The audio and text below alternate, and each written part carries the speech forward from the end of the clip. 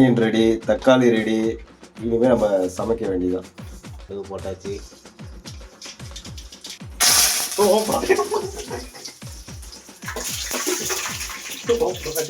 தெரிக்கிறாரு.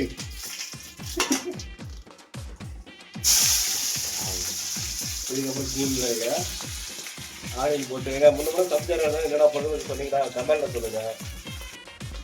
இதை சமைச்சு சாப்பிடுங்க. வெயிட் பண்ணுங்க. தக்காளி போட்டு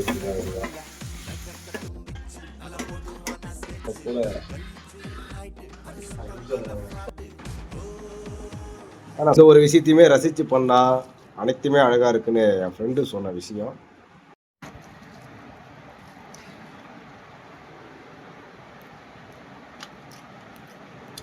அழகாங்க இருக்கு.